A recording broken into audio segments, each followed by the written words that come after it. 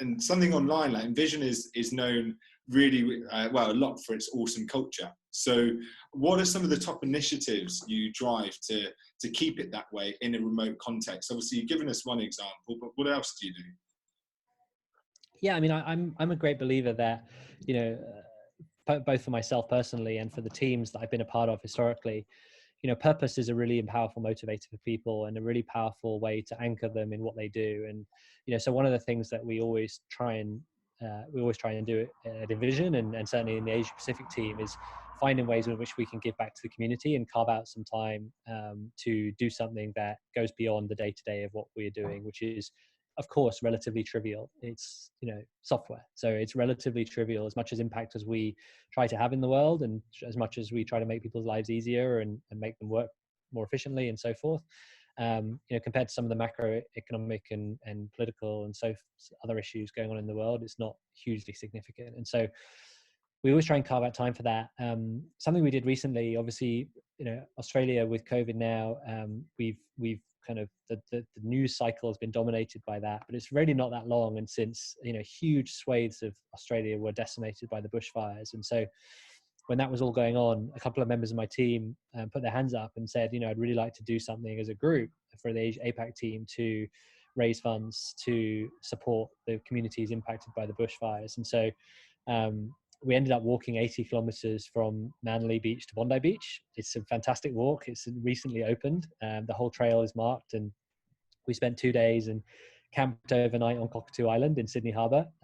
So we I think I slightly underestimated how hard the first day was going to be, which is 55 Ks. And we went from Manly to Circular Quay. How long does that take? Sorry, what's that? How long does that take? That seems like a massive amount of walking to do. Yeah. We started at 6:30 a.m. at the Corso in Manly, and we finished at 9:30 p.m. with McDonald's in Circular Quay, and then got on the ferry to Cockatoo Island for camping. And it was a bit of a rush at the end because we were all hobbling along on our blisters and everything else, and trying to make sure we didn't miss the last ferry over to Cockatoo Island, otherwise we'd have nowhere to sleep. But you know, just that kind of, that's one example of something that we do as a team to try and give back and anchor ourselves in a bigger sense of purpose than obviously what we do day to day. And I love that experience, that whole experience, just really getting to know the team, just like we were talking about with carving out time.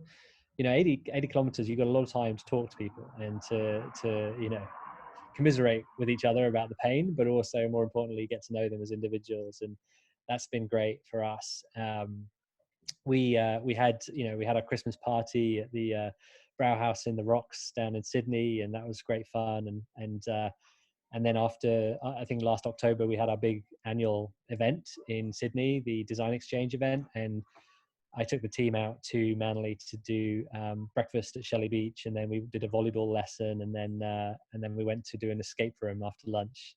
So it was kind of a fun day, just because the team had been working so hard in preparation for that event, and so we want to do something as a group. And you know, we try and take those opportunities, particularly as a remote team, to get together when we can and make it meaningful when we do. And so you've obviously had a load of amazing trips out. Have there been any kind of catastrophic fails that you've thought this is going to be a great idea, and then you've done it and afterwards you're like, wow, why on earth did we do that?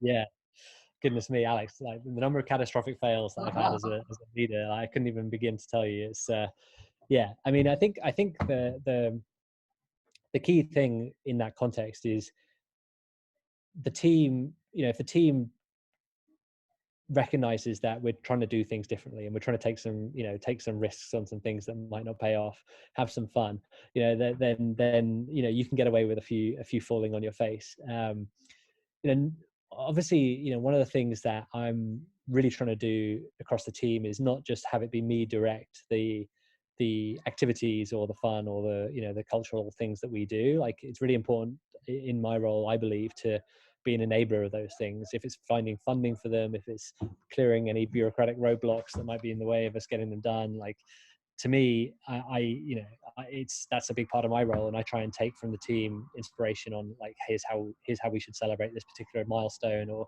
here's how we should recognize this opportunity to give back to the community, and then help them to make it happen.